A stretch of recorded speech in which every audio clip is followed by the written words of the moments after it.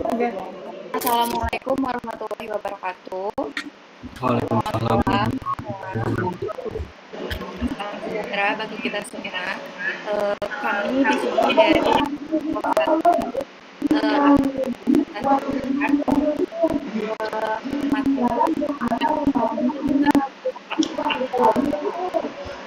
Gak usah dijawab ya.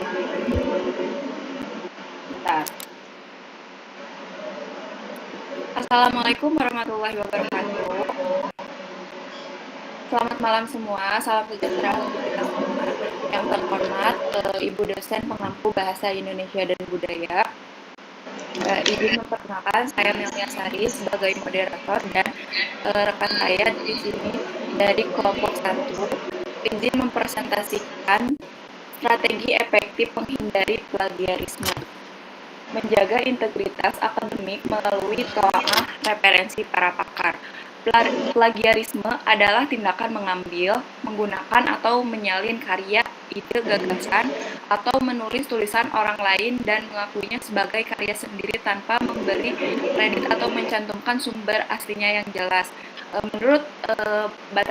Menurut definisi plagiarisme para pakar, yang pertama ada dari Soelistyo 2011 menitik beratkan pada tindakan mengakuinya sebagai karya sendiri tanpa mencantumkan sumber dengan jelas dan benar.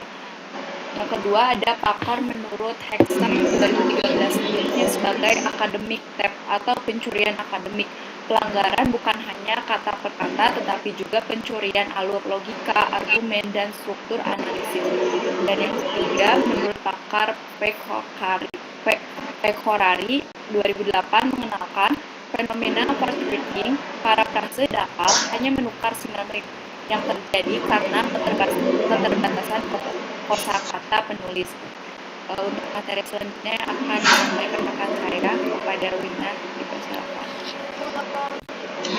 Baik teman-teman, setelah kita membahas poin sebelumnya, sekarang kita masuk ke bagian materi yang sangat penting dalam penulisan ilmiah, yaitu parafrase tiga langkah. Langkah pertama yang harus kita lakukan adalah pahami secara utuh. Tahap ini kita jangan terburu-buru untuk langsung menulis. Kita perlu membaca naskah aslinya berulang kali sampai kita benar-benar mengerti apa esensi ide yang ingin disampaikan oleh penulis. Nah, kalau kita sudah menangkap inti pesannya, kunci utamanya adalah dokumen sumbernya supaya kita tidak terpengaruh oleh susunan kalimat aslinya. Poin kedua, di sini ada konstruksi mandiri. Setelah dokumentasi ditutup, kita masuk ke langkah kedua. Di sini kita kita untuk menuliskan kembali ide yang sudah kita pahami. Tapi ingat, kita wajib mengemasnya menggunakan kosakata, struktur kalimat, dan gaya bahasa kita sendiri. Jadi ide tetap sama, tapi cara penyampaiannya mulai dari sisi kepala kita. Dan yang terakhir, langkah ketiga adalah komparasi dan citasi. Setelah selesai menulis dengan gaya bahasa sendiri, kita mau kembali ke teks aslinya. Kita bandingkan atau komparasikan tulisan kita dengan sumbernya untuk memastikan tidak ada kemiripan struktur esensial yang tidak sengaja dibawa, dan yang paling krusial, jangan sampai lupa untuk langsung mencantumkan sumber referensinya sebagai bentuk validasi dan menghindari plagiarisme. Oke, baik, untuk materi ketiga akan disampaikan oleh Rere. Kepada Rere. Baik, terima kasih. Pada slide ini aku bakal ngejelasin tentang penggunaan kutipan dan juga sitasi. Dalam penulisannya terdapat dua jenis kutipan, yaitu kutipan langsung dan juga tidak langsung. Kutipan langsung arti kita mengambil kalimat yang sama persis dari oleh karena itu wajib menggunakan tanda petik dan juga mencantumkan nomor halaman. Sedangkan kutipan tidak langsung dilakukan dengan cara menjelaskan kembali isi sumber menggunakan bahasa sendiri, tetapi sumbernya tetap harus dicantumkan. Saat ini juga sudah ada aplikasi contohnya seperti Mendeley yang sangat membantu dalam membuat daftar pustaka maupun sitasi secara otomatis sehingga mengurangi kesalahan penulisan. Sehingga kita juga perlu mengetahui perbedaan fakta umum dan juga informasi yang wajib disitasi. Sekian, selanjutnya akan dijelaskan oleh teman saya. Baik, kepada selanjutnya materi keempat yang akan disampaikan oleh Asep. Dipersilakan. Baik, terima kasih Di sini saya akan menjelaskan pentingnya etika menulis anti plagiarisme, yaitu menjaga kredibilitas dan kepercayaan. Etika menulis adalah cerminan karakter dan kejujuran ilmiah Anda. Tulisan yang jujur membangun reputasi yang bersih di mata dosen, kampus, dan dunia kerja. Yang kedua adalah menghargai karya orang lain. Menemukan ide, teori, atau data membutuhkan riset yang panjang. Menentukan citasi adalah bentuk penghormatan tertinggi terhadap kekayaan intelektual penulis terdahulu. Yang ketiga, meningkatkan kualitas berpikir. Parafrase, etika menulis melarang copy paste. Hal ini memaksa Anda untuk membaca, memahami esensi, dan menulis ulang dengan bahasa sendiri atau parafrase, yang secara otomatis melatih ketajaman berpikir kritis.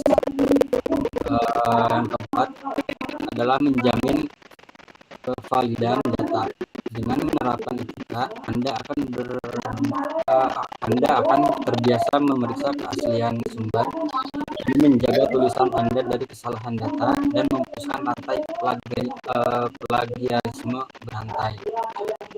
Selanjutnya, aman dari sanksi. Mematuhi etika menulis melindungi Anda dari sanksi akademi yang berat seperti pembatalan nilai atau dropout, serta tuntutan hukum pelanggaran hak cipta di dunia profesional.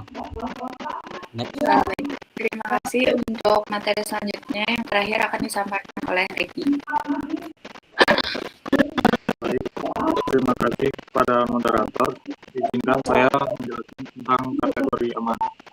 Yang pertama yaitu gagasan atau ide ditulis dengan kalimat sendiri dan citasi. Yang kedua, data dan visual menyertakan identitas pembuat di tabel atau grafik. Yang ketiga, teori spesifik mencantumkan tentang teori serta tahunnya. Kategori plagiarisme. Yang pertama yaitu gagasan atau idenya menginterpretasi angka tanpa rujukan. Yang kedua, di penemuan visualnya mengklaim grafik atau data sebagai riset sendiri. Dan yang terakhir, teori spesifik menganggap teori penemuan spesifik sebagai opini umum.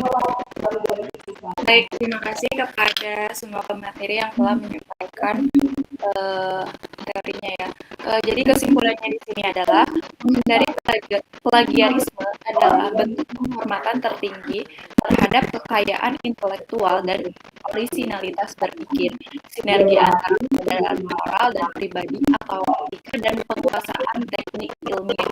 Parafrase dan otomatisasi citasi adalah kunci utama. Lakukan self-check mandiri dengan plagiarisme checker sebelum publikasi.